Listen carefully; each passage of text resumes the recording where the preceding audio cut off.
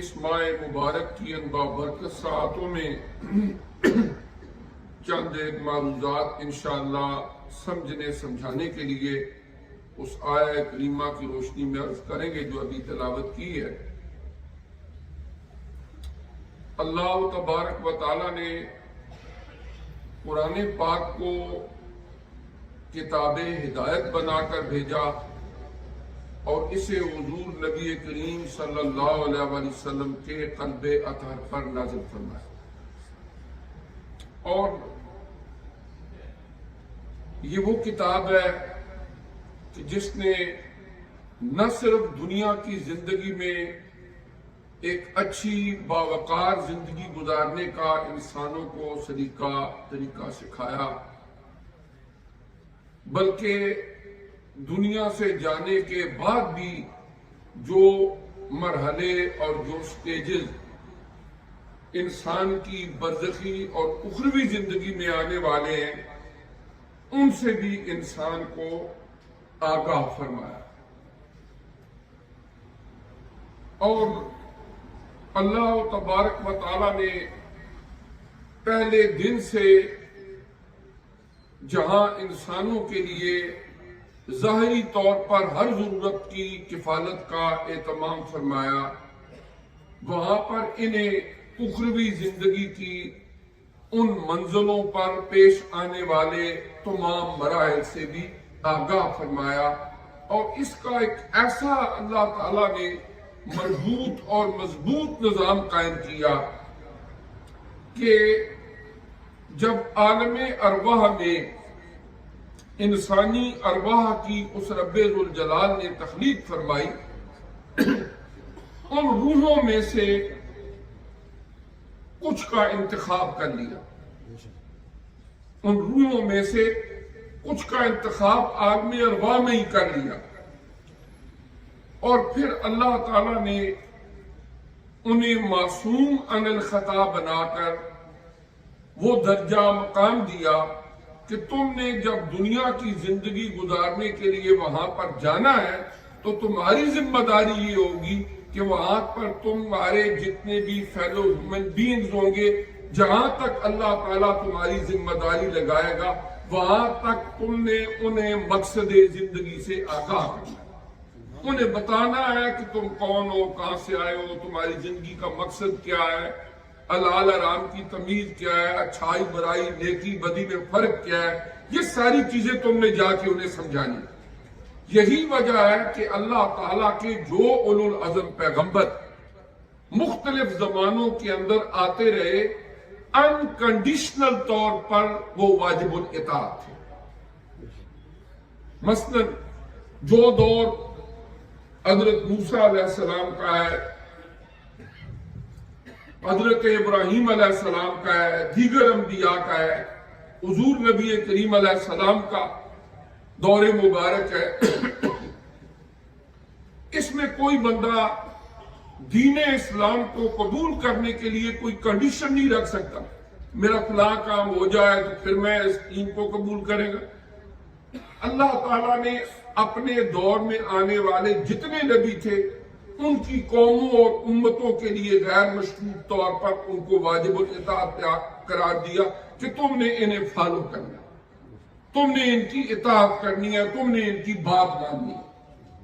اور جب نبی کریم رؤوف الرحیم صلی اللہ علیہ وآلہ وسلم کی بعثت مبارکہ ہوئی تو اللہ تبارک و تعالی نے پہلے آدم علیہ السلام سے لے کر عیسیٰ علیہ السلام تک قرآن گواہ ہے، سورہ الشعراء، سورہ الاعراف، دیگر مقامات پر جب وہ انبیاء کرام اپنی قوموں کو خطاب کرتے تھے تو کیا کہتے تھے؟ یا قومی، او میری قوم، اس لیے کہ اللہ تعالیٰ نے ٹائم اور سپیس کے حوالے سے ایک مخصوص وقت کے لیے اور ایک مخصوص علاقے کے لیے انہیں مبعوث فرمایا۔ اور جب نبی کریم علیہ السلام کی بعثت مبارکہ ہوئی تو اللہ کریم نے قرآن میں حضور علیہ السلام فرمایا کہ آپ یہ اعلان فرما دیں، قل یا ایھا الناس انی رسول اللہ الیکم جمیعا، کہ اے حضرت آدم علیہ السلام کی اولاد. یہاں پر یہ نہیں فرمایا میری قوم، کوئی عربی ہے کوئی اجمی ہے. آپ نے فرمایا اللہ کے حکم سے قل یا ایھا الناس، کہ آپ فرما دیجئے کہ اے لوگوں انی رسول اللہ الیکم جمیعا، بے شک میں تم سب کی طرف اللہ کی طرف سے رسول بن کر آیا. اور اللہ تبارک و تعالی نے وہ تمام پیمانے جو اس سے پہلے قائم تھے وہ ختم فرما دیے، اور تا قیامت آپ کے سر پر ختم نبوت کا تاج سجا کے آپ کو اس کائنات رنگبو میں مبعوث فرما دیا. اب اس کے بعد جو حضور علیہ السلام کے فرائض نبوت تھے ان کو اللہ نے قرآن میں منشن کیا کہ بحیثیت نبی اور رسول آپ کے نبوی فرائض کیا ہیں. اپروکسیمیٹلی 23 ایئرز لگے اعلان نبوت سے لے کر آپ کے وصال مبارک تک. آپ نے جو مبادیات تھی، جو بیسکس آف اسلام تھے، جو ایسنشلز آف اسلام تھے، وہ الحمدللہ امت تک پہنچائے. اور حضور نبی کریم صلی اللہ علیہ وسلم کے فرائض نبوت کو جب قرآن نے ذکر کیا تو بنیادی طور پر اس کا ذکر قرآن میں یوں آتا ہے وَيُعَلِّمُهُمُ الْكِتَابَ وَالْحِكْمَةَ وَيُزَكِّيهِمْ، کہ آپ کی ذمہ داریوں میں سے ایک یہ ہے کہ یہ قرآن پاک جو آپ کے قلب اطہر پر اللہ تعالیٰ نے نازل فرمایا، اس کتاب کی تعلیم دینا، اس کتاب کو سمجھانا کہ اللہ نے یہ کیوں نازل کی اور اس میں کیا ہے. اور نمبر 2 وَيُزَكِّيهِمْ، اور ان کے اندر کو پاک کرنا، ان کا تزکیہ نفس کرنا. یہ 2 بنیادی وہ ذمہ داری ہیں. اب شریعت اسلامیہ اس آیہ کریمہ کی روشنی میں صرف ظاہر پر ہی مشتمل نہیں ہے، بلکہ باطنی طور پر نیت کا درست ہونا، قلبی تطہیر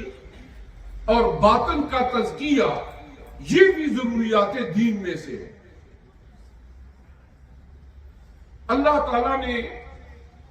قرآن پاک کے اندر جب کچھ مقامات پر قسم اٹھا کے کچھ حقائق کو بیان کیا، ایک مقام پر فرمایا وَنَفْسٍ بَمَا سَبَّاهَا فَأَلْهَمَهَا فُجُورَهَا وَتَقْوَاهَا، اور قسم ہے اس نفس کی سے اللہ نے برابر کیا. اور اللہ تعالیٰ نے انسان کی آزمائش کیا رکھی، فرمایا اس کے اندر تقوی بھی انڈیل دیا اور اس کو فجور کی کیفیات کی بھی اس کو استطاعت دی. فَأَلْهَمَهَا فُجُورَهَا وَتَقْوَاهَا. اب انسان کا دنیا کی زندگی میں ٹیسٹ کیا ہے کہ یہ چاہے تو تقوی اور پرہیزگاری بھی اختیار کر سکتا ہے، اور چاہے تو یہ فسق و فجور کی طرف بھی جا سکتا ہے. فرشتوں کے اندر اللہ تعالیٰ نے صرف ایک ہی کیفیت رکھی کہ جو اللہ کا حکم ہوتا ہے وہ اس کی تعمیر کرتے ہیں. گناہ کے صدور کا ملکہ اور جذبہ ہی ان میں نہیں رکھا. لیکن انسان کا معاملہ یہ ہے، دنیا کی زندگی کا ٹیسٹ ہی یہ ہے کہ اللہ تعالیٰ نے ہمیں یہ دونوں کیفیات عطا فرما دی. ہم چاہیں تو اپنا تزکیہ نفس کر کے تقوی، للہیت، خشیت کی جو اوصاف ہے وہ اپنے اندر پیدا کر کے اللہ کے مقرب بندے بن جائیں، اور چاہے تو فسق و فجور میں مبتلا ہو کر شیطان کی فیملی سے ریلیٹ ہو جائے. کیونکہ قرآن پاک کے اندر ایسے لوگوں کو شیطان کا بھائی قرار دیا گیا. اب یہ دونوں چیزیں، کتاب و حکمت کی تعلیم اور تزکیہ نفس، نبی کریم علیہ السلام کا جب مبارک زمانہ تھا اس میں آپ نے ان دونوں چیزوں کا اہتمام فرمایا. کتاب و حکمت کی تعلیم آپ دیکھیں کہ جو وحی نازل ہوتی कातबीन वही मुकर्रर थे, वो उसको लिखते। कुरान में असहाब सुफ़ा का जिक्र मौजूद है कि मस्जिद नबवी शरीफ के साथ एक चबूतरा था और वहां पर वो लोग बैठते, जब कोई कुरान पाक की आयत नाज़िल होती, हुजूर नबी करीम अलैहिस्सलाम उनको आगाह फरमाते, वो उसको लिखते रहते।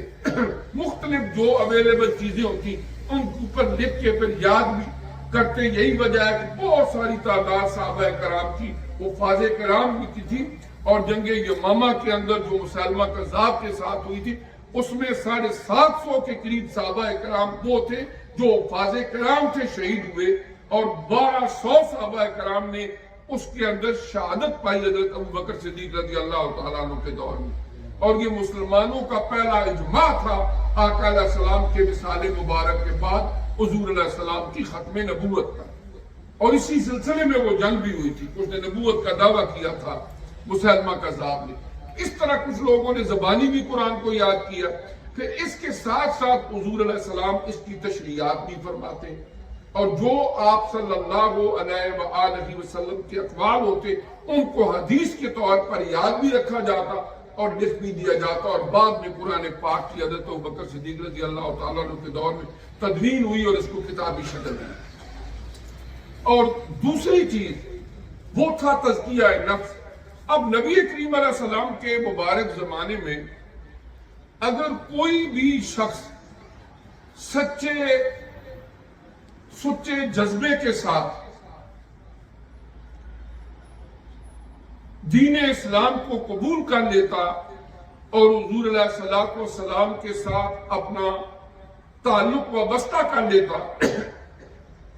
तो एक नबी करीम अलैहिस्सलाम की निगाह मुबारक अगर कोई ईमान की हालत में बंदा आपके पास आया, पड़ गई, तो उसको एक बहुत बड़ा स्टेटस मिल जाता कि ये नबी करीम अलैहिस्सलाम के सहाबी। कुछ सहाबा कराम के ऐसे भी वाक़यात मिलते हैं कि एक नजर पड़ी, इस्लाम कबूल किया, जिहाद का हुक्म हुआ, वहां गए, शहीद हो गए, जिंदगी में हज करने का, नमाजें पढ़ने का, रोजे रखने का मौका ही नहीं मिला, लेकिन अल्लाह ताला ने इस निस्बत की वजह से उन्हें आला तरीन मुकाम अता फरमाया कि उन्होंने ईमान की हालत में थे और हुजूर अलैहिस्सलाम की एक निगाह मुबारक उन पर पड़ गई, उनका तज़किया हो गया। अब उसके बाद ये दोनों शोबे, किताब व हिकमत की तालीम और तज़किया नफ्स, जो कुरानी तालीमात के मुताबिक इंसान की तरबियत के लिए और इसको अल्लाह का बरगुज़ीदा बंदा बनाने के लिए जरूरी था, ये सिलसिला जारी और सारी रहा। और उसके अंदर किताब व हिकमत की तालीम की तरबीज व इशाअत के लिए मदारिस कायम हुए, और जो तज़किया नफ्स का सिलसिला था उसके अंदर खानकाही निज़ाम में लोगों की रूहानी बालिदगी, अखलाकी लिहाज से उनकी तरबियत और तज़किया नफ्स का एहतमाम रहा, जिसमें हम बहुत सारे बुजुर्गान दीन उनका तज़किरा पढ़ते हैं, देखते हैं। आज हम तज़किया नफ्स के हवाले से चंद एक बातें जो करना चाहेंगे कि देखिए, इस्लाम ने पाकीज़गी को बड़ी अहमियत हासिल है, तहारत को बड़ी अहमियत हासिल है। जितनी हमारी फिक्र की कुतब है, कोई भी आप उठा के देख लें, उसका पहला चैप्टर होगा तहारत, पाकीज़गी। एक तो ज़ाहिरी पाकीज़गी, बहुत सारी इबादतें हैं जो ज़ाहिरी पाकीज़गी के बगैर अल्लाह की बारगाह में कबूल ही नहीं होती। उनमें से एक नमाज, वुज़ू ना करे नमाज कबूल नहीं। अगर कोई गुस्ल की हाजत है, गुस्ल ना करे, नमाज कबूल नहीं। कपड़े पाक साफ ना हो, जगह पाक साफ ना हो, जिस बदन के साथ अल्लाह के हुजूर पेश होना है, सजदा रेज होना है, अगर वो बदन पाक ना हो तो नमाज कबूल नहीं। इसी तरह हज बैतुल्लाह शरीफ के जो मनासिक है उनकी अदायगी के अंदर और तवाफ के अंदर दीगर बहुत कुरान पाक को बगैर वुज़ू के हम टच ही नहीं कर सकते। ला यमस्सुहु इल्लल मुतहहरून, कुरान फरमाता है कोई बंदा कुरान को टच नहीं कर सकता जब तक कि वो पाक साफ ना हो। ज़ाहिरी पाकीज़गी, ज़ाहिरी तहारत को निस्फ़े ईमान कहा गया, अत्तहूरु शत्रुल ईमान।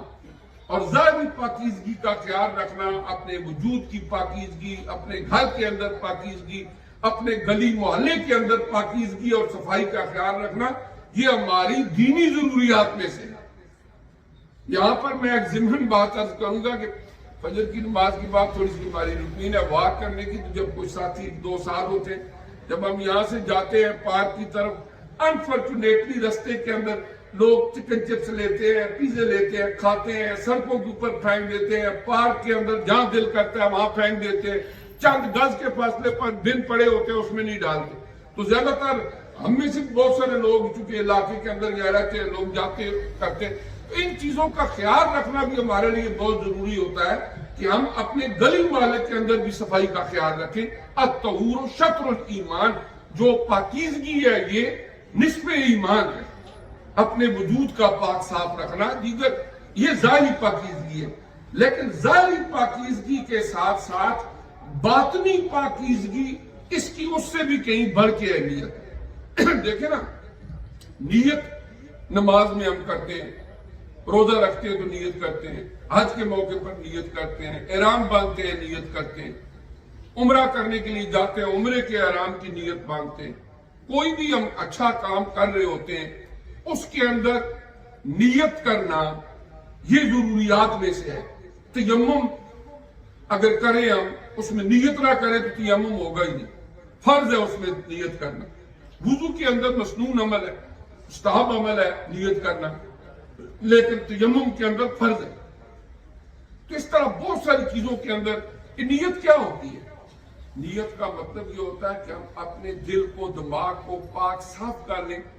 Why I am doing this؟ میں نماز کیوں پڑھ رہا ہوں؟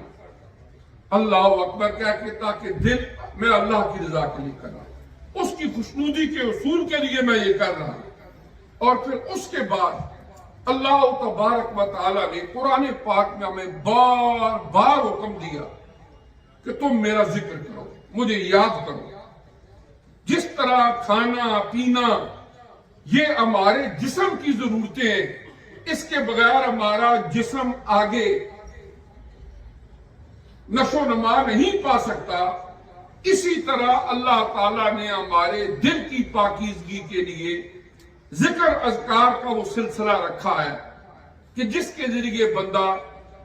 اطمینان پاتا ہے، ایک ایسا اللہ پاک سکون نازل فرماتے ہیں کہ جس سے بے شمار روحانی بیماریاں جڑ سے ہی ختم ہو جاتی ہیں۔ قرآن پاک میں سینکڑوں مرتبہ اللہ تعالیٰ نے اپنے ذکر کا حکم فرمایا، اور سورہ البقرہ کے اندر فرمایا فَاذْكُرُونِي أَذْكُرْكُمْ۔ یہ کتنا بڑا انعام، تم مجھے یاد کرو میں تمہیں یاد کروں۔ حضرت سفیان ثوری رحمت اللہ علیہ تابعین میں سے ایک بڑے بزرگ گزرے ہیں، حضرت سفیان ثوری۔ وہ جب منبر پر بیٹھتے تو لوگوں کو کہتے کہ جب میرا اللہ مجھے یاد کر رہا ہوتا ہے تو مجھے پتا ہوتا ہے کہ اس وقت اللہ مجھے یاد کر رہا ہے۔ تو لوگوں کو حیرت ہوتی کہ بندے کو کیا پتا کہ اللہ اس وقت مجھے یاد کر رہا ہے؟ تو کسی نے پوچھ لیا تو انہوں نے قرآن کی یہی آیت پڑھی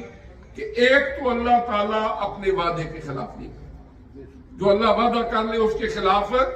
نہیں کرتا، اور دوسری بات یہ ہے کہ اللہ نے وعدہ کیا ہے تم مجھے یاد کرو میں تمہیں یاد کروں گا، لہذا جتنی دیر میں پورے اخلاص کے ساتھ متوجہ اللہ ہو کے اللہ کو یاد کر رہا ہوتا ہوں، اس ڈیوریشن کے دوران اپنے وعدے کے مطابق اللہ مجھے یاد کر رہا ہوتا ہے، اللہ تعالیٰ مجھے یاد کر رہا ہوتا ہے۔ اور پھر اگر ایک آدمی اس کے علاوہ جتنے بھی طریقے سکون حاصل کرنے کے استعمال کر لے، دنیا کی تاریخ بھری پڑی ہے، جب سے اللہ تعالیٰ نے اس انسان کو اس زمین پر بسایا ہے کوئی ایک تجربہ بھی کامیاب نہیں ہوا۔ آپ دیکھیں نا، بے شمار آگے نہیں کیا آستانہ اعلیٰ بنگالی شریف گوجر خان کے اندر ایک بہت بڑا سادات کا آستانہ، آپ وہاں سے تشریف لائے، ماشاء اللہ پیر صاحب بہت شکریہ آپ کی تشریف آوری۔ تو میں عرض یہ کر رہا تھا کہ اس وقت جو دنیا کے حالات ہمارے ارد گرد جا رہے ہیں، اگر آپ جائزہ لیں تو سب سے زیادہ وانٹڈ چیز جو ہمیں دکھائی دیتی ہے، نو ڈاؤٹ کہ مادی لحاظ سے بہت ترقی ہو گئی، بہت ساری چیزیں آسودگی کی طرف گئی، مال و دولت کی کثرت ہو گئی دنیا کے اندر، اور بہت سارے وہ بھی ہیں مختلف علاقے جہاں لوگ سفر کر رہے ہیں، غلط تقسیم بھی ہے دولت کی، لیکن اس کے ساتھ ساتھ یہ ہے کہ لائف کے اندر بہت زیادہ لگژری چیزیں بھی آ گئی جو پہلے زمانوں میں نہیں تھی، لیکن اسی ریشو سے بے سکونی بھی بڑھی۔ آج جتنی بھی مختلف چیزیں آپ کو نظر آتی ہیں مختلف ماحول معاشروں کے اندر، خواہ وہ کوئی نائٹ کلب ہو، وہ کوئی پبز ہو، دیگر چیزیں ہوں، وہ ہے اسی لیے کہ ہمیں کہیں سے کوئی سکون ملے، لیکن ملتا نہیں۔ اور کچھ ممالک تو وہ ہیں کہ جن کے اندر باضابطہ طور پر خودکشی کو جائز قرار دے دیا گیا ہے کہ جو بندہ زندہ نہیں رہنا چاہتا وہ آئے اور مر جائے، ٹھیک ہے، مشینیں بنا دی گئی ہیں اور وہ آ کے وہاں پر خودکشی کر لیتے ہیں۔ یعنی کہ ایسا کیوں ہے؟ اس لیے بے سکونی بہت زیادہ ہے، اور اس بے سکونی کی وجہ سے بڑے بڑے لوگ جن کے پاس عالی شان رہنے کے لیے محل ہیں، لیٹسٹ گاڑیاں، ہم روز اخباروں میں پڑھتے ہیں فلاں نے سوسائڈ کر لیا، فلاں نے سوسائڈ کر لیا۔ اس کی وجہ یہ ہے کہ اللہ تعالیٰ نے زندگی گزارنے کا جو طریقہ سکھایا اس سے دنیا جب دور ہٹ گئی، انسان دور ہٹ گیا، اب اس کا نتیجہ کیا ہے؟ بے سکونی۔ کئی ایک بیماریاں جو بہت زیادہ کثرت سے پائی جاتی ہیں وہ انویزیبل ہیں، اس میں ڈپریشن ہے، ٹینشنز ہے، انگزائٹیز ہیں، اور لوگ پریشان حال ہیں، بڑے بڑے خوبصورت بیڈ، بڑے بڑے لگژری گھر، لیکن نیند نہیں آتی۔ کوئی نہ کوئی گولی کھائی تو نیند آئی، یا اس قسم کے کوئی نہ کوئی طریقہ کر کے۔ اس کی وجہ یہ ہے کہ انسان کا اندر کا سکون غارت ہو گیا۔ لوگوں نے بڑے بڑے تجربے کیے، ناکام ہوئے، لیکن دنیا کے اندر کوئی ایک بندہ بھی ایسا نہیں کہ جس نے اللہ تعالیٰ کے ذکر کو